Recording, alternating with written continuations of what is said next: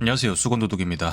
오늘은 추석 기념이라면 기념인데 영상 한 편 또 농땡이 치려고 제가 지금까지 탔던 자동차들, 물론 제가 연식이 좀 빠르긴 합니다. 자동차 유튜버들 중에서 아마 그 재범달려님 다음으로 제가 나이가 제일 어린 걸로 아는데 블랙핑크 로제님이 저보다 누나입니다. 그래서 생각보다 연식이 좋은 수건도둑, 이 잔잔한 새벽 1시 40분에 제가 면허를 따고 나서부터 지금까지 타고 있는 차량들 처음부터 끝까지 정리해볼 텐데, 순서 이런 거는 크게 다르지 않겠지만 저도 이제 슬슬 기억력이 감퇴하는 시즌이라서 뭔가 오묘하게 차값이나 정확한 시기라든지 내용이라든지 이런 거는 살짝 상의할 수 있다. 공식적인 첫 차는 더 뉴말리부. 이게 아마 2019년도 초에 이 차량이 출시하자마자 뽑았던 것 같은데, 그 전에 아버지랑 겸사겸사 같이 타던 YF 소나타, LF 소나타, 기타 등등 다른 차량들은 배제를 하고 제 차량들 위주로 알아보자면, 일단 공식적인 첫 차는 더 뉴말리부였습니다. 왜 더 뉴말리부를 샀냐? 그거부터 또 올라가 보자면, 제 초중고 친구들은 제가 왜 수건도둑 이런 거를 해먹고 사는지 이해를 못해요. 왜냐면 면허를 따기 전까지는 차를 그렇게 안 좋아했어. 근데 면허를 고3 때 따잖아요. 그러다 보니까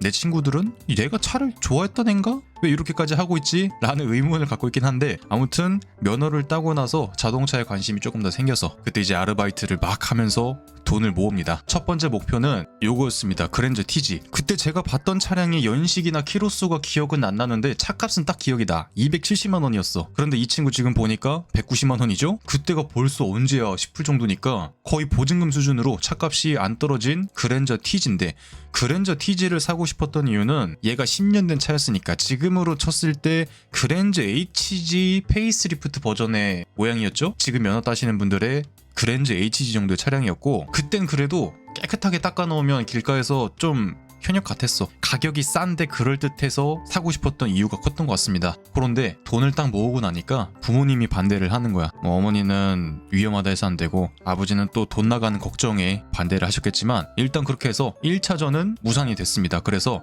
돈을 더 모아요. 요때 대학교 다닐 때니까 편의점 알바를 주말에 했습니다. 그리고 공강이라고 하죠. 강의 없는 날, 그때도 아르바이트를 하면서 한 달에 한 8, 90만 원 정도를 아르바이트로 벌었던 것 같아. 그래서 또 열심히 스택을 쌓아서 그 다음은 산타페 CM을 봤습니다. 그때 한 600, 700 정도 했던 것 같아. 지금 차값은 400만 원인데 얘도 감가가 별로 안 됐죠. 산타페 CM을 봤던 이유는 마찬가지로 지금 봐서야 산타페 CM 완전 꼬물딱지지, 지금으로 치면 산타페 더 프라임? 딱 요 정도 느낌. 그때는 그렇게까지 꼬물딱지는 아니었어. 뭐 인테리어는 좀 꼬물딱지긴 했는데 어쨌든 짐칸도 좀 나오고 가격도 나쁘지 않았고, 딱 모은 수준에서 봤을 때 주변에 타시는 분들도 많았고, 그래서 그냥 국밥 한 사발 느낌으로 산타페 CM을 봤습니다. 근데 또 아버지가 나이에 맞지 않는 차 이렇게 말씀을 하셔서 트랙스나 이런 거를 봐라 해서 이런 트랙스를 봤어요. 얘도 지금 차값이 550인데 그때 얼마더라? 얘는 좀 가물가물하긴 한데 한 900 정도 했던 것 같아. 그래서 돈을 더 모아서 매매상에 갔습니다. 장안평으로. 이제 다들 건너 뭐 자동차 딜러분들 이런 분들 한 분씩 계시잖아요. 어머니의 삼촌이 장안평에서 중고차 딜러를 하고 계셔서 제가 이제 생각을 해놨던 차들 있죠. 종이에다 그렇게 다 써갔어요. 기억나는 게 아반떼 스포츠 뭐 몇 년식에 몇만 킬로, 뭐 제네시스 쿠페 몇 년식에 몇만 킬로, 트랙스 몇 년식에 몇만 킬로, 그리고 또 뭔 차가 있었지? 올란도도 있었던 것 같아요. 올란도 몇 년식에 몇만 킬로. 그렇게 제가 꼬깃꼬깃 종이에다가 보고 있는 차량들 적어서 딱 갖고 가니까 아반떼 스포츠 딱 지워버리시고, 제네시스 쿠페 당연히 지워버리시고, 그 중에 남았던 게 요 트랙스랑 올란도였던 것 같은데, 그때 딱 올란도 매물이 있었습니다. 어딘가 사진이 있을 텐데 찾질 못하겠네. 아무튼 이렇게 생긴 올란도였습니다. 2.0 디젤의 LTZ 프리미엄 등급 차량. 그때 차값이 800만 원이었어. 분명히 기억이 나. 그날 딱 매입을 해오셔서 저한테 팔면 아주 럭키비키한 그런 상황이었는데, 아버지랑 전화를 해보니까 올란도는 안 된다. 아시는 분들 계시겠지만 아버지가 정비를 하시기 때문에 요놈의 젠1 변속기 터져나가면 바로 실려 나간다, 뭐 요런 모종의 이유로 올란도는 안 돼, 트랙스로 가, 이러셔서 다시 트랙스를 보려고 하는데, 거기서 또 트랙스 신차 가격표를 보니까 이게 그 당시 트랙스 가격표였던 것 같은데, 내가 돈을 좀 모았으니까 좀 더 모아서 선납금 1,000얼마를 내고 할부를 끊으면 한 달에 한 20만 원대가 나올 것 같다. 한 23만 원인가 24만 원인가 그랬던 것 같아. 그래서 돈을 조금 더 모읍니다. 그렇게 한 1,300 정도 모아서 트랙스를 딱 사려고 갔는데, 계약까지 했어요. 아마 프리미어 등급이었던 것 같아. 프리미어 등급의 요 레드라인 패키지였어. 거의 풀옵션으로 구매를 했습니다. 그때는 뭐 세이프티 패키지 이런 거를 아예 몰랐어요. 지금처럼 뭐 요차저차 등급을 다 뜯어보던 시절도 아니라서 그냥 요 레드라인 프리미어 요걸로 주세요 그랬던 것 같아. 옵션도 선택 안 하고. 지금 와서 생각해보면 세이프티 패키지 당연히 넣어야 되죠. 근데 그땐 몰랐으니까. 그래서 제가 신체 영상 만들 때 옵션을 조금 더 강조하는 이유가 몰라서 선택을 안 하시는 분들이 계세요. 그냥 등급만 선택을 하고 설명을 잘 안 해주시는 딜러분들도 계시고, 그때 그 딜러도 그랬던 것 같아. 뭐 이런 거 설명 없이 요거 많이 선택해요. 그래서 그냥 이렇게 계약을 했었던 것 같아요. 아무튼 레드라인 프리미어로 계약을 딱 했는데 이제 거기 쉐보레에서 갖고 온 가격표 책자를 딱 보다 보니까 뭐야, 더 뉴 말리부 깡통을 사니까 트랙스랑 가격 차이가 얼마 안 나네? 이거 뭐 100만 원도 차이 안 나잖아. 이런 것 때문에 더 뉴 말리부로 길을 옮깁니다. 그때 당시는 뭐 옵션 구성 이런 거 아예 생각을 안 했기 때문에 그냥 말리부니까 말리부인데 2,300 얼마면 괜찮네. 그래서 아마 뭐 재고차 이런 거 할인이 들어가서 여긴 2,345라 적혀 있는데 취등록세까지 다 해서 2,300 얼마에 구매했던 것 같아요. 이제 말리부는 한 달에 할부금 한 30만 원 정도 나왔던 것 같고, 제가 이 말리부를 할부로 구매하고 나서 그 다음 차부터는 절대 할부로 안 삽니다. 지금까지 말리부 이후로 무조건 현금으로만 차를 사지 할부를 꼈던 적이 없어요. 왜냐면 요 할부금이 매달 내야 되니까 좀 짜증나더라고요. 그때는 그냥 요 정도 신차를 내가 한 1,300밖에 안 모았는데 탈 수 있네 요런 느낌이어서 럭키비키 하잖아 요렇게 접근을 했었는데, 할부금만 나가는 게 아니죠. 막상 차를 굴려보니까 기름값도 한 달에 한 20만 원 나가지. 물론 말리부는 여기 보시듯 복합연비 리터당 14.2km 돼 있죠. 요 다음에 와이프가 더뉴 아반떼 AD 삼각대, 그땐 여자친구였고 그거 더뉴 아반떼 삼각대를 구매했었는데 걔랑 연비 차이가 거의 없었던 것 같아요. 옵션 구성을 보시면 뭐 별거 없어요. 심지어 직물 시트에 가죽 핸들도 없고 우레탄 핸들이고 노란색 전구형 헤드램프에 더뉴 말리부잖아요. 페이스리프트 버전. 그런데 테일램프는 전구로 들어가면서 구형 디자인으로. 근데 또 옵션에 전자식 파킹 브레이크는 있고 버튼 시동 스마트 키, 안드로이드 오토나 애플 카플레이 되던 터치 스크린 이런 건 있었습니다. 이때도 옵션 잘 모르고 그냥 가격만 보고 산 거예요. 지금 와서 생각을 해보면 못해도 LT 디럭스까지는 가야지. 근데 LT 디럭스까지 가다 보니까 또 프리미어랑 가격 차이가 없네? 이러면 프리미어 가야지. 프리미어에서 어댑티브 크루즈 빼놓을 수 없지. 프라임 세이프티 간다. 이렇게 해서 꼬리에 꼬리를 무는 불쌍한 지출이 생길 뻔했는데 아무것도 몰라서 깡통 샀으니까 럭키비키 하잖아. 근데 쉐보레가 좀 악질인 게 기본 등급에 선택할 수 있는 옵션이 썬루프밖에 없습니다. 그 흔한 가죽 핸들, 가죽 시트 이런 거를 추가 옵션으로도 선택을 못하게 만들어놨어. 그래서 지금 보시면 인테리어가 이런 브라운으로 돼 있죠. 서울 가갖고 80만원에 나파 가죽 요거 뭐 입히는 거 그런 거 해온 겁니다. 이렇게 보시면 아주 쿠션감도 좋았어요. 핸들은 그때도 잘 몰랐으니까 이런 거 그 알리에서 한 땀 한 땀 바느질 커버 있죠. 이게 나중에 뗄 때 요 스티커 묻어 있어갖고 아주 고생을 하긴 했는데 그때 당시에는 만족하고 썼습니다. 그리고 휠을 보시면 깡통 휠이 아니죠. 16인치가 아니라 19인치 요거 퍼펙트 블랙 휠에다가 레드라인처럼 보이게 이런 스티커를 붙여놓은 중고 휠을, 요거 휠 타이어를 아마 중고나라 이런 데에서 55만원 그 정도 주고 샀던 것 같아요. 기존 휠은 얼마에 팔았더라? 20만원 못 받았던 것 같은데 타이어도 거의 새 거여서 사실 55만원 60만원에 좀 저렴하게 구매하긴 했죠. 그리고 쉐보레 튜닝의 꽃 이런 블랙 엠블럼도 했고 앞뒤로. 그리고 보시면 얘는 1.35라서 3기통이라서 진동 엔진 소리 그때는 몰랐어. 차알못이었으니까. 근데 지금 와서 생각해보면 되게 심했던 것 같아. 요즘에 뭐 3기통 들어가는 트레일블레이저 뭐 이런 거 타보면 아주 그냥 경운기가 따로 없더라고요. 물론 디젤 정도까지는 아니지만. 요게 또 LCR 테일램프인데 이 친구는 이렇게 들어가 있죠. 전구용으로 불쌍하게. 이거 영상 길이 길어질 것 같은데 아무튼 사이드미러 커버도 BMW 그 M 디자인 이런 뿔 디자인의 수전사 카본으로. 요땐 요것도 뭔지 몰랐어. 그냥 카본인 줄 알았어. 요때는 뿔 디자인도 뭐 BMW 건지도 몰랐고 그냥 예쁘니까 붙였던 것 같아. 여기 도어 손잡이에도 수전사 패턴으로 이렇게 들어가 있죠. 요때는 잘 몰라서.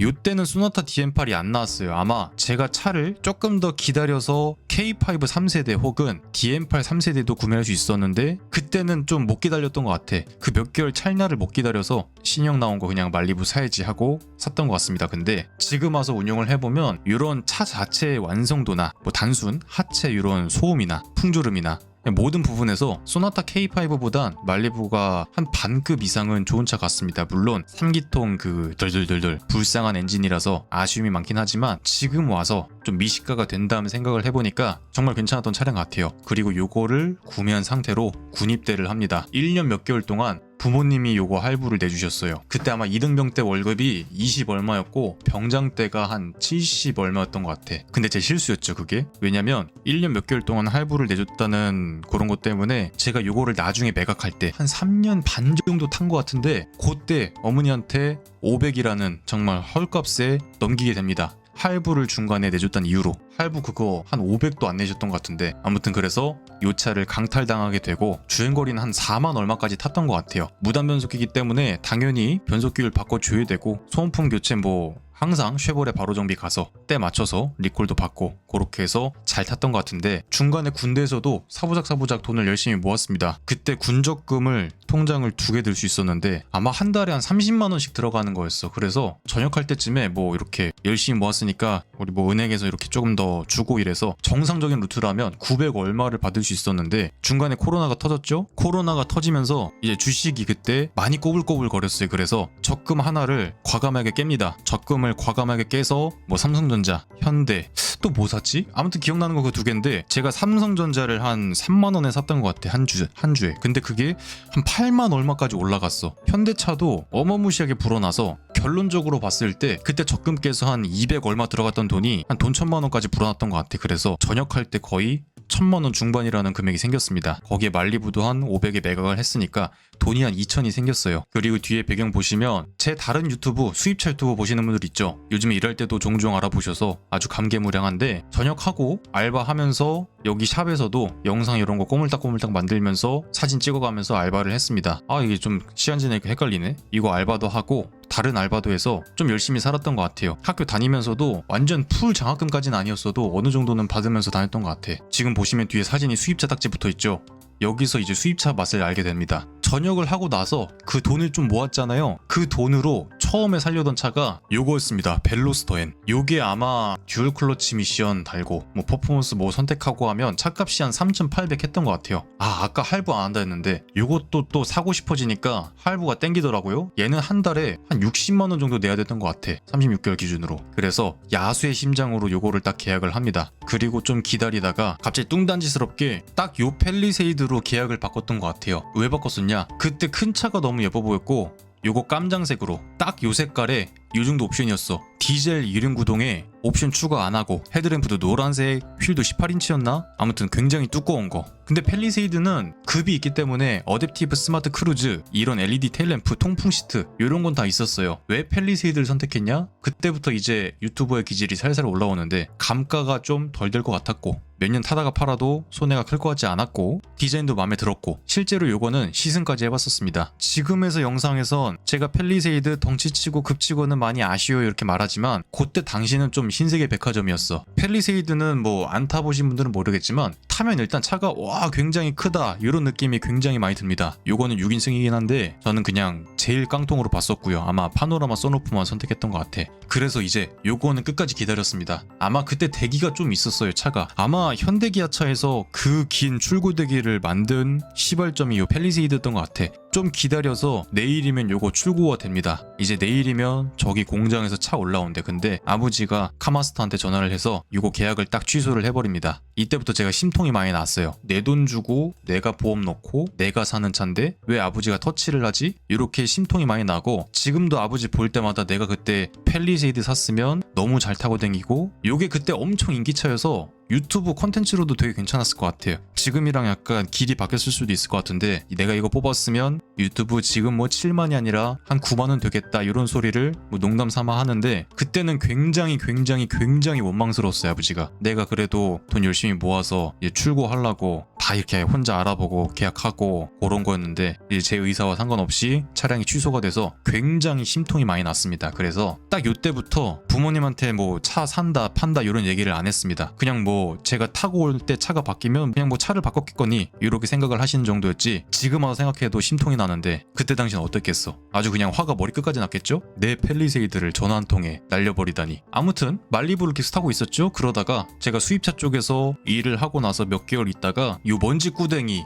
벤츠 B클래스 저희 거래처 공업사 사장님이 100만원에 갖고 가래. 보시면 외판 상태가 많이 안 좋죠. 근데 안에는 보니까 또 깨끗한 거야. 그러니까 밖에는 좀 오래 방치되어 있어서 제 주인을 못 만나서 많이 낡았지만 안에는 그래도 뽀송뽀송했어. 이거 전 차주가 아마 이런 가죽 시트로 씌워놨던 것 같은데 뭐 대충 갖고 와서 세차 좀 깨끗하게 하고 썬팅 좀 바꾸고. 아 맞다, 요거 뒤에 트렁크 판이 없었어요. 요거 하나 사다가 끼면 될 것 같았어. 천정에 보니까 이렇게 파노라마 선루프도 있더라고요. 그리고 요게 지금 트렁크 요거를 내려놔서 그런데 여기까지 딱 올리면 2열 눕혔을 때 아마 평탄화가 딱 됐던 것 같아. 좌식도 될 만큼. 그래서 요거를 100만원 주고 살라고 했는데 사실상 뭐 그냥 창고에 있는 차 너 100만원 주고 갖고 가라 이런 느낌이었습니다. 아마 시세가 그때 한 500 했던 것 같아요. 지금은 한 300 정도 하는 것 같은데. 그런데 문제가 발생합니다. 요걸 딱 살라 했더니 아무래도 방치차다 보니까 이전이 좀 수월하지 않았겠죠? 그래서 어쩔 수 없이 요 친구는 달나라로 가버리고 구매를 못하게 됐습니다.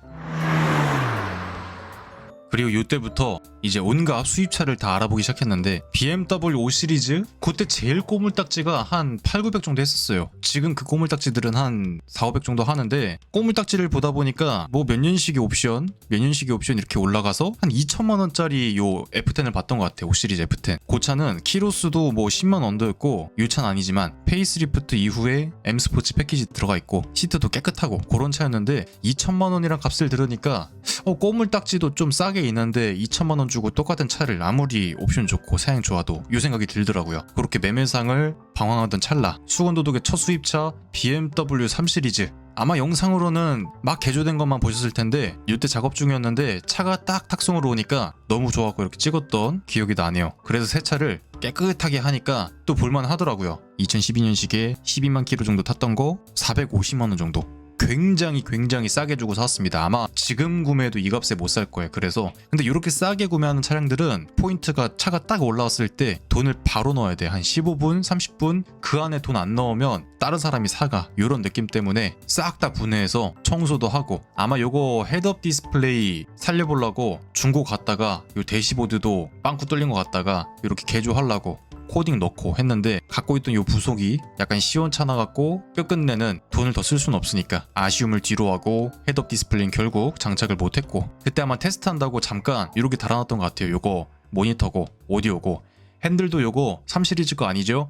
X5, X6, 1, 2, 3, 4 시리즈 핸들 호환됩니다. 그렇기 때문에 좀 뽀송뽀송했던 거 X5 핸들 달아놨던 것 같고. 아직도 그때 그 가죽의 질감이라든지 이런 게 기억이 나네요. 몇 년 전인데 이렇게 시동 버튼만 따로 달아갖고 막 테스트하고. 아무튼 싹 닦아놓고 썬팅 새로 하니까 나름 이쁘장하게 잘 탔던 것 같습니다. 요 튜닝을 안 하고 오래는 안 탔지만. 그리고 요거 뽑자마자 친구들이랑 바로 군산 가갖고 이런 데 가서 사진도 찍고, 뭐 군산 명물이죠. 이런 거 불제장도 먹었고 진짜 많이 탔던 것 같아요. 그리고 시간이 지나서 야금야금 차에다 돈을 쓰기 시작합니다. 앞에 이 판넬 보이시죠? 알루미늄으로 아주 짱짱하게 들어가는 거. 수입차는 이런 게 좋은 거예요. 아반떼 보시면 진짜 요거 한 3분의 1 두께로, 알루미늄도 아니야, 철판떼기로 요만하게 들어갑니다. 굉장히 얇게. 당연히 큰 사고가 났을 때 갈비뼈 10개 부러지냐 2개 부러지냐 그런 거는 요런 데에서 에이 무슨 판넬만 보고 이렇게 말씀하신다면 하나를 보면 열을 아는 법이야. 판넬 이렇게 만들어놨는데 다른 거 부실하게 만들어놨겠어? 몸무게도 그렇고. 지금도 공업사에 제가 부품을 계속 갖다 주지만 부셔진 차들이 맨날 들어옵니다. 수입차 어지간히 큰 사고 아니면 사람 죽는 일은 잘 없어. 아무튼 보시면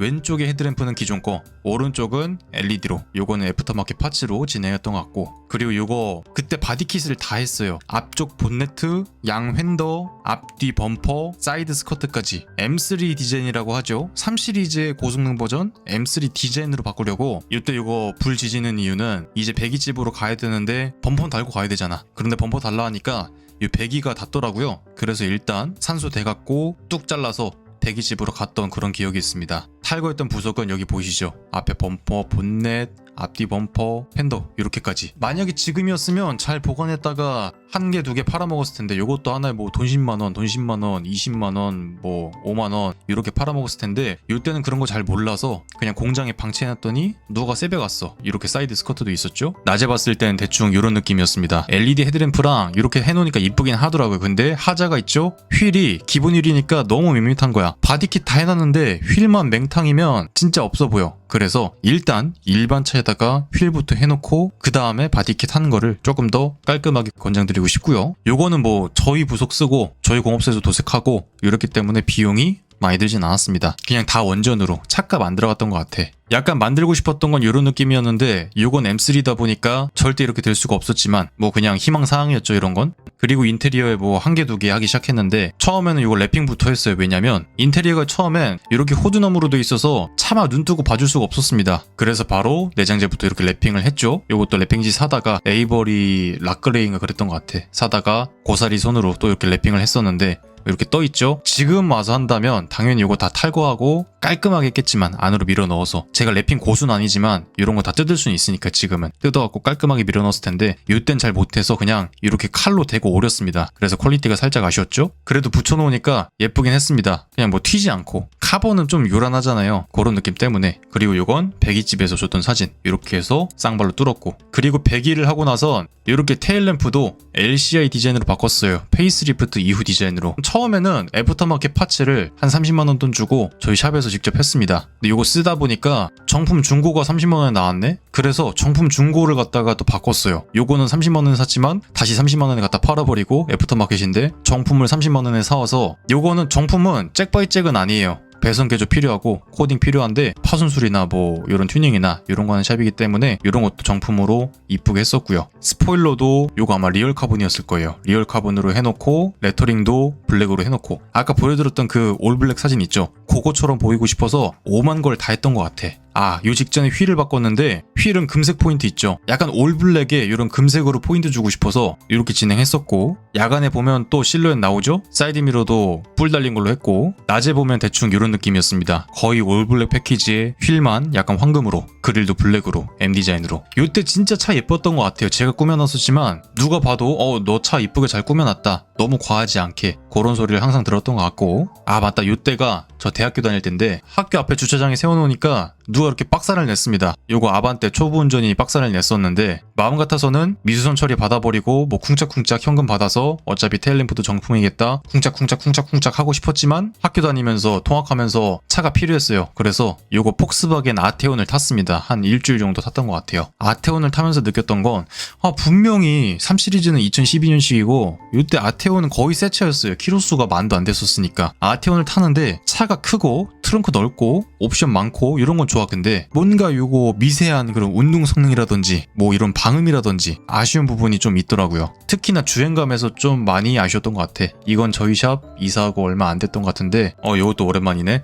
그때 친구들이 생일 때 막 이런 거 선물해줘갖고 차에 난리가 났었어요. 이렇게 라이언하고 춘식이 파티인데 요거는 고스란히 뗐다가 나중에 기아 레이 샀을 때 붙였던 것 같습니다. 이때 3 시리즈 핸들도 요 다음 세대 G버디 M 디자인으로 요거 M 버튼도 배선 작업하고 코딩해갖고 살려서 왼쪽 누르면 아마 스포츠 모드, 오른쪽 누르면 컴포트나 에코 그렇게 설정해놨던 것 같고요. 그리고 이건 눈 왔을 때 찍은 사진인데 요때 뭐 자격증 시험 날이어서 버스를 타던 요거를 타던 했어야 됐는데 시간이 촉박한 거야. 그래서 요거를 끌고 이렇게 도로로 나갔습니다. 근데 3 시리즈 후륜구동이죠? 아주 그냥 도로에서 트위스트를 쳤는데 지금 와서 생각해보면 개끼였지만 시험은 봐야 되니까 이러고 갔습니다. 시험 보고 오니까 염화칼슘에 묻어가고 차가 이렇게 됐더라고요. 까만색이 아니라 회색이 됐죠? 그리고 이건 친구가 찍어줬던 사진인데 요게 차를 굴리고 나서 한 1년 반, 2년 정도 후인데 요때부터는 세차를 잘 안 했습니다. 까만색이다 보니까 관리하기가 좀 빡세더라고요. 그래서 그냥 이런 식으로 타고 댕겼고 휠 사진 딱 나와있네. 벤투스 S2 AS 한국 타이어에서 그냥 성능 괜찮은 걸로 갖다 꼈었고 여기에 사진이 유독 좀 노랗게 나왔는데 실물로 봤을 땐 그렇게 노랗진 않았어요.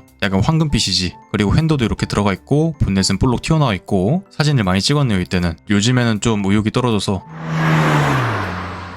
그리고 한 3년차 접어들었을 때 깜장색이 질려서 이렇게 랩핑을 했습니다. 그 랩핑 사장님이 그냥 비용 없이 해주신다 그래서 카탈로그 보다가 제일 마음에 드는 컬러로 했어요. 이렇게 반짝반짝 고광택으로 파란색으로 이렇게 거의 펩시처럼. 그리고 이때 번호판을 바꿨는데 좀 연속되는 번호가 많이 나와서 이거 잘 뽑았다 그랬던 기억도 있습니다.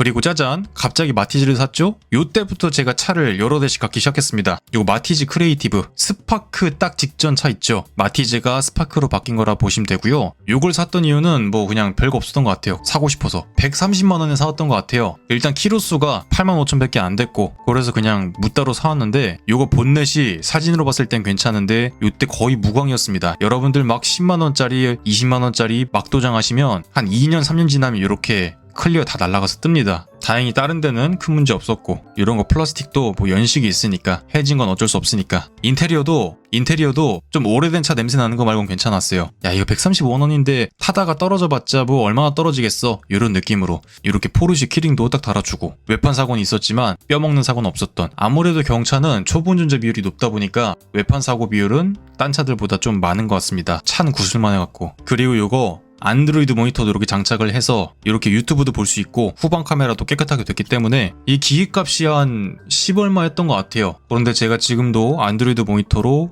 굉장히 많이 일을 하고 있지만 최소 램은 4기가짜리부터 보시면 좋습니다. 좋은 거 쓰시려면 8기가짜리 쓰시면 되고, 좀 비싼 것과 싼 것의 차이는, 가장 큰 이유는 순정 기능을 살려야 되는 차량에는 순정 기능을 쓸 수 있는 그런 기능들이 추가되어야 되잖아요. 그럼 일단 가격이 2배가 되어버리고, 이렇게 마티즈처럼 아무 옵션이 없어. 그런 경우는 작업도 어렵지 않고, 제가 지금 준비하고 있는 아반떼 안드로이드 모니터 영상이 있는데 나중에 그거 보시면 어떤 차든 동일하게 적용 가능하니까 구매에다가 싸게 하시면 정말 좋을 것 같습니다. 아무튼 135만원, 경차라서 뭐 부대 비용, 세금 이런 거 거의 발생 안 했고, 모니터 한 10얼마에서 150만원 정도? 뭐 그렇게 들어갔던 것 같습니다. 아마 유튜브 영상에서도 조회수가 꽤 나왔어요. 그냥 와이프랑 시내 왔다 갔다 할 때, 그리고 차가 작다 보니까 어디 박아두기 좋아갖고 거래처 다닐 때, 주차 협소하고 그러니까 그럴 때 많이 탔던 것 같습니다. 물론 오래 타진 않았어요. 한 3개월을 채 안 탔던 것 같은데 요거는 당근마켓에 팔았습니다. 230만원에. 남는 장사죠? 말리부는 어머니한테 대박 왕손해를 보면서 팔았지만 이 다음 차부터는 좀 손해 안 보고 열심히 잘 타다가 팔았습니다. 이런 차들 좋은 게 차값이 거의 보증금이다 보니까 언제 사다가 언제 팔아도, 당근에 던져도 요것도 거의 이틀 안 돼서 팔았던 것 같아요. 일단 연식 대비 키로수가 낮다 보니까 외판 상태든 뭐 어쩌든 요 정도 가격대에선 문제없이 잘 굴러가주면 그게 장땡이야. 그런 느낌으로.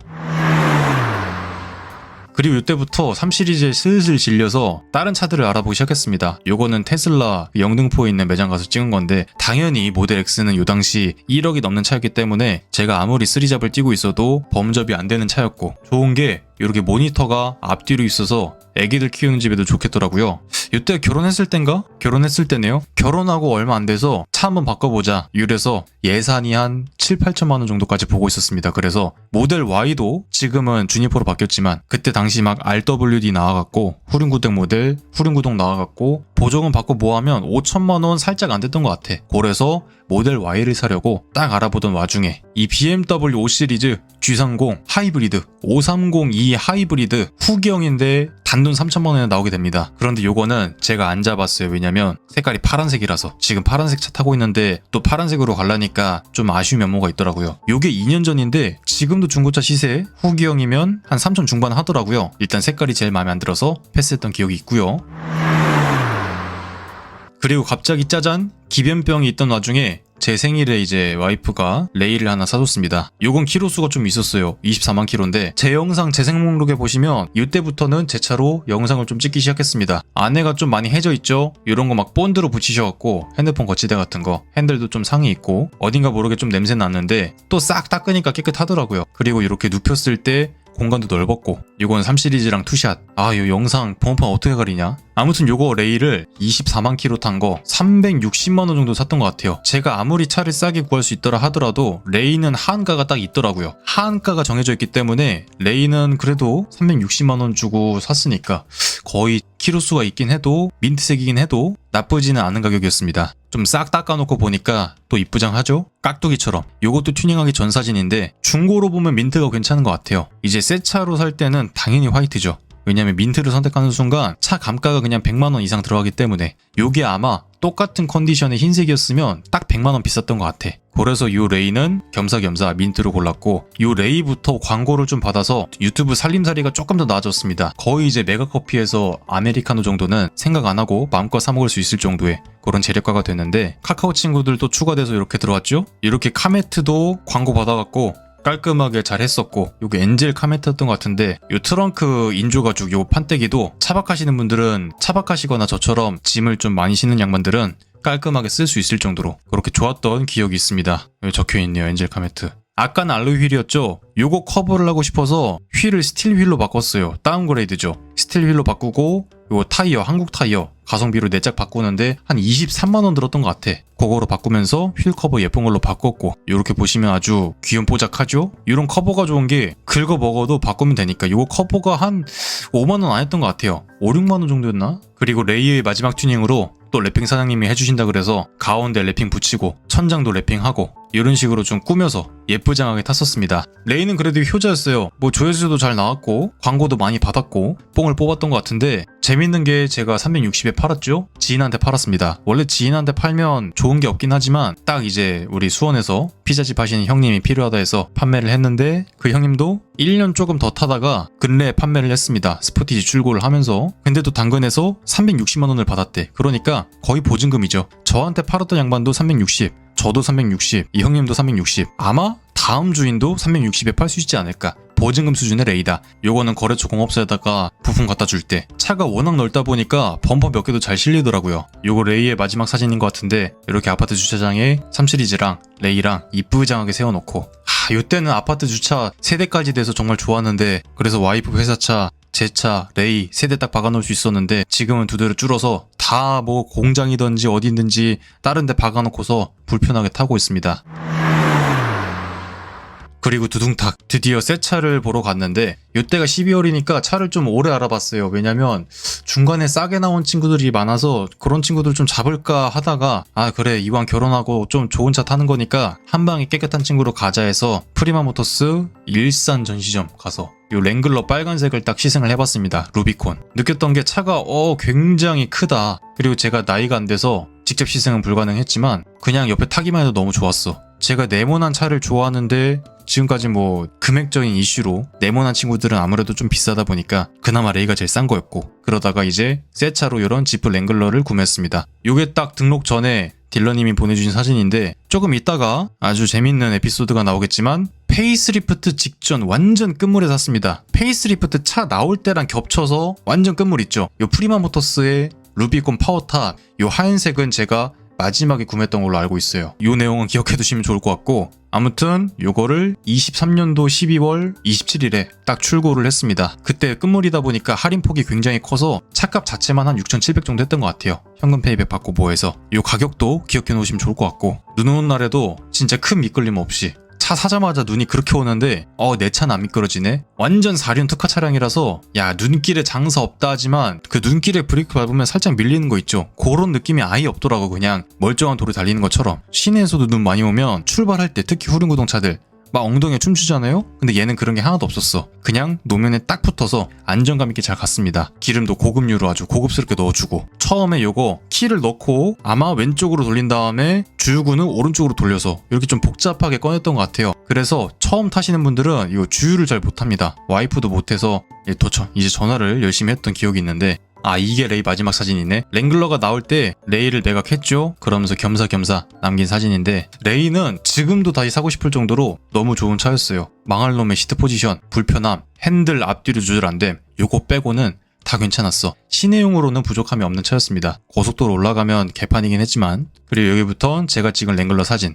이땐 진짜 뽀샤시 했다. 휠도 이렇게 예쁘게 찍고, 엉덩이도 이땐 완전 순정이어서 뽀송뽀송하게 탔고, 안에도 뽀송뽀송했고, 짐칸도 넓었고. 그러던 와중에 S클래스 하나를 주워옵니다. 요거는 벤츠 S클래스 W222 S65 디자인으로 크롬 많은 걸로 개조해놨지만 페이스리프트 이전 차량 개조해놓은 거라 보시면 되고요. 요게 차값이 원전은 2천만원 정도 했을 거야. 안에 송풍구 앰비언트, 전동 트위터도 이쁘게 해서 요거는 지금도 있는 차량인데, 제가 차를 오래 잘 못하죠? 근데 말리부 3시리즈 다음으로 제일 오래 굴리고 있는 차량 중 한 대입니다. 디젤 숏바디 차량이고 키로수가 아마 17만 킬로인데, 갖고 와서 뭐 수리비가 폭탄 이런 거는 당연히 없죠. 6기통 디젤이니까. 6기통 디젤 가솔린 폭탄은 거의 없습니다. 오일 잘 바꿔주시고 요소수 이상한 거 안 넣으시고 소음품만 잘 바꿔주시면 뭐 별다른 고장은 없어. 지금 보시면 포스 끝내주죠? 아 이때 휠은 깡통이었네, 바꾸기 전이라서. 그리고 휠을 바꾸고 나서 요것도 거래처 사장님 560에 쓰던 거 떼서 주셔서 이렇게 아싸리 하고 주워와서 꼈던 기억이 있고요. 숏바디라서 2열 공간이 되게 좁아요. 제가 영상에서 항상 설명드리죠. K5 소나타, 벤츠 S클래스나 7 시리즈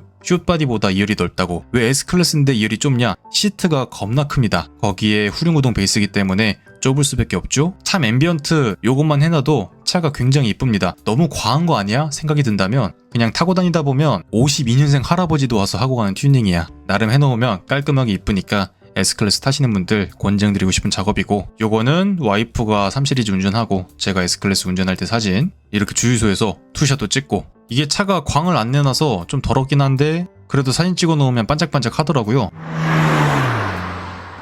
그리고 요거는 랭글러로 처음 차 바꿨을 때 아주 불쌍하게 뭐 차박 키트 이런 게 없어갖고 이런 식으로 매트릭스 집에서 손님용으로 쓰던 거 갖다가 깔아놓고 자니까 또 잘만 하더라고요. 짐도 이렇게 넣어서 파워뱅크랑 같이. 그리고 날 좋으면 이렇게 피크닉 나가서 트렁크 테이블도 요거 중국 거래처에서 사다가 무타공으로 달았었는데, 무타공으로 달아서 홍보하니까 많이들 좋아하시더라고요. 기존 거는 이렇게 빵꾸를 뚫어야 되는데 얘는 빵꾸 안 뚫어도 돼서 그런 면에서 메리트가 있었던 것 같습니다. 또 요 자축 매트가 딱 사이즈 맞게 들어가더라고요. 그래서 이렇게 살짝 접어서 피크닉 가서 공기 살살 맞으면서 햄버거 하나 까먹고 그랬던 기억이 있습니다. 그냥 멀리 안 나가고 집 근처에서 이렇게 차 펴놓고 테이블 펴놓으면 그게 그냥 낭만이었어요. 랭글러는 안에 공간도 그냥 성인 둘이서 누울 정도는 충분히 되고, 물론 나무를 좀 이쁘게 짜서 넣고 일렬 시트 밀고 앞에 공간 채워놓고 이러면 더 넓었겠지만, 이제 아이가 생기면서 카시트를 박아야 됐기 때문에 나무 판자는 끼워 넣을 수 없게 돼서, 물론 카시트용으로 이렇게 접히는 것도 있긴 한데 그럼 또 공간 활용을 잘 못하니까 요때 랭글러 북미형 디자인으로 범퍼 바꿨고 스노쿨 달아놨고 사이드 스텝 달아놨고 요거저거 사부작 하기 시작했습니다.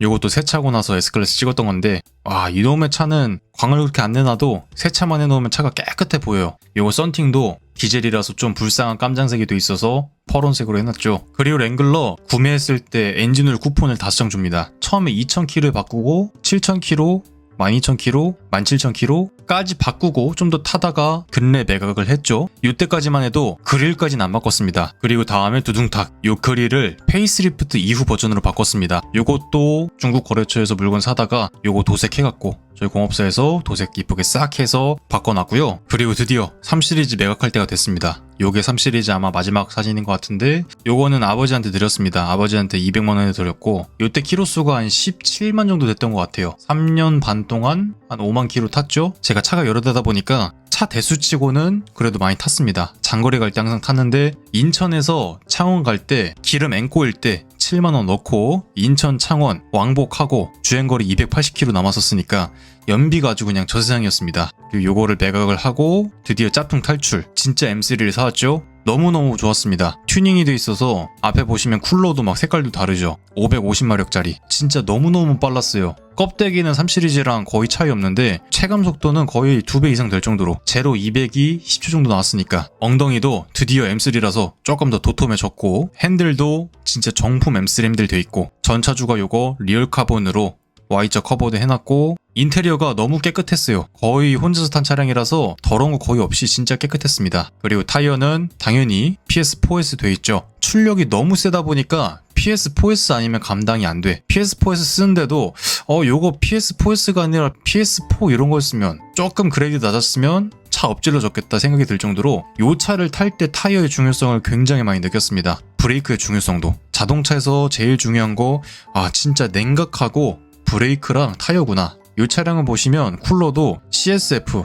냉각 시스템만 한 1200 정도 발려져 있어서 엔진 오일 온도가 적정선에서 더 올라가질 않아. 아무리 차를 혹사시켜도. 이제 어중이 떠중이 좀 성능 괜찮다는 친구들 달리라고 붙으면 못 쫓아와. 냉각해서 안 되기 때문에. 그 친구들은 막 오버히트하고 토할 때 얘는 이 친구가 다 냉각을 잡아주기 때문에 빠르게 오래오래 잘 달릴 수 있었다. 그리고 사이드미러 커버도 3시리즈는 짭퉁이었지만 이 친구는 정품으로 돌고래 모양으로. 인테리어도 너무 뽀송뽀송하죠. 새 차처럼. 손때가 거의 없었어요. 운전석 말고는. 2열 시트도 보시면 완전 새 거였죠. 키도 이렇게 리얼 카본 케이스 넣고. 제일 좋았던 게 그냥 거의 다 순정이라서 스포일러도 순정, 휠도 순정, 지저분하게 안 돼 있고 딱 양카처럼 안 보이잖아요. 그런 느낌이 제일 좋았던 것 같습니다.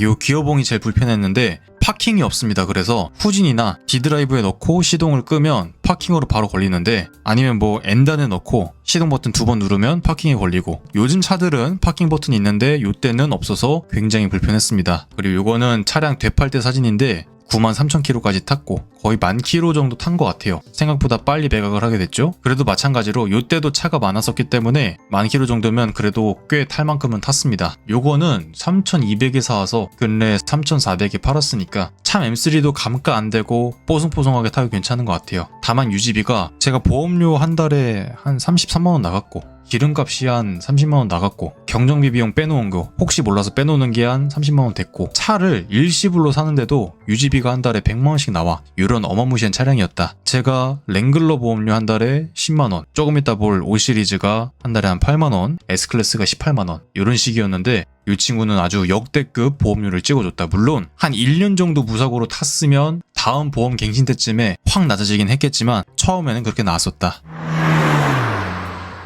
그리고 이때 차를 또 한 대 삽니다. 차 부자죠 완전? 차를 둘 데가 없었고, 요거는 BMW 5 시리즈 2013년식 M 스포츠 범퍼가 되어 있지만 튜닝 범퍼고, 앞뒤로 이렇게 되어 있어서 나름 전차적으로 좀 깔끔하게 꾸미면서 탔다, 이런 느낌이 들었었습니다. 요거는 근래 영상 한 14개 정도 올라갔죠? 내비도 하고 튜닝도 하고 수리도 하고 이러면서. 지금까지는 제가 수입차를 타면서 수리비가 크게 안 들어갔는데, 얘는 그래도 키로수가 26만이다 보니까 수리비가 좀 들어갔습니다. 부속값만 한 110만원 정도 들어갔고, 뭐 저희 아버지가 정비를 따로 하시기 때문에 공이면 뭐 아버지 용돈 정도 드리는 거 말고는 크게 안 들어가긴 했지만, 냉각수 DPF 쪽에 좀 아픈 게 있어서 센서 바꾸고 DPF 뚫고, 냉각수 이쪽에 플라스틱 깨진 거 다 교체하고 고무 터지는 거 교체하고, 그런 식으로. 지금은 핸들을 튜닝으로 바꿔놨지만 처음에 갖고 왔을 땐 이랬습니다. 카메트도 뭐 짝짝이로 돼 있고 선바이저도 망가져 있고, 요것도 갖고 와서 싹 닦고 카플레이 시공하고, 지금 그래서 메인카로 쓰고 있는데, 요 랭글러도 저번 달에 매각을 했습니다. 6,330인가 그거에 매각을 했어요. 근데 제가 엔카에 한 5,900에 올리니까 안 팔리더라고요. 그래서 약간 경매 같은 걸로 넘겼는데 1등이 6,330, 2등이 뭐 5,800인가 그런 거예요. 그래서 제가 순간 생각은 했죠. 제가 페이스리프트 버전하고 똑같이 꾸며놔서 이 양반이 페이스리프트 차로 착각을 하고 있나? 페이스리프트 차 중고 시세가 한 6,800 했으니까 6,300에 사가면 뭐 얼추 맞을 것 같아서 이 양반이 착각을 하고 있나 이랬는데 그렇게 그냥 사가더라고요. 근데 다음날쯤에 엔카를 보니까 웬걸? 차가 5,950인가 그렇게 올라와 있네? 잘못 매입한 거죠. 저는 누워서 떡을 먹었고, 랭글러를 거의 2년이 좀 안 되게 탔는데 취등록세 빼고 차값을 6,700 주고 사서 거의 2년 타고 6,330에 팔았으니까 남는 장사였죠. 많이 남았죠. 요 정도 급의 새 차를 수입차로 타는데 2년 가까이 타고 감가가 500도 안 되면 진짜 논하는 장사였습니다. 그리고 곧바로 M3도 매각을 했고요. 매각을 한 큰 이유는 요때 아파트 청약이 돼버려서 랭글러 판도는 그냥 그대로 청약으로 들어갔고,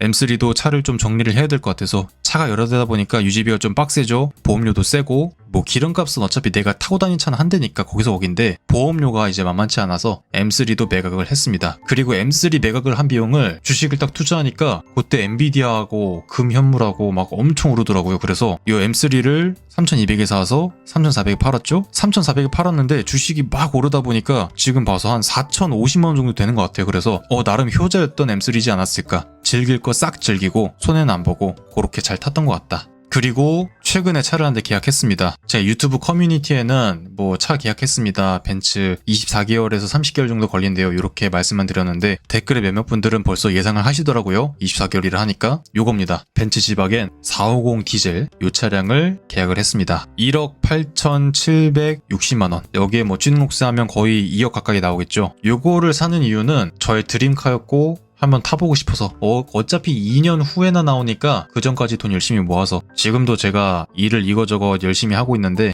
열심히 벌어서, 집도 28년 입주입니다. 차는 2년 뒤에 나오니까 얼추 시기가 비슷하게 떨어질 것 같아요. 그때까지 열심히 벌어서 뭐 차값 한 1억이라도 벌어놓고 나머지는 할부 돌리던지, 60개월 돌리면 한 달에 150만원 나오더라고요. 뭐 집은 지금까지 번 거 이렇게 해서 뭐 잔금 치르고 뭐 하고 하면 되는데, 지금부터 이제 열심히 벌어야 됩니다. 이제 7만 구독자인데, 구독자가 막 파격적으로 느는 거를 좋아하진 않아요. 왜냐면 얇고 길게 가고 싶어서. 그냥 제가 영상에서 구독, 좋아요 뭐 이런 거 안 하잖아요. 그냥 보실 분들만 보시고, 구독 뭐 하시든 안 하시든 자유롭게 보시고, 궁금한 거 있으실 때 뭐 참고 정도 하시고 그 정도로 보시면 좋을 것 같고요. 요거 하고 차를 한 대 또 샀죠? 아주 떡밥 회수를 제대로 합니다.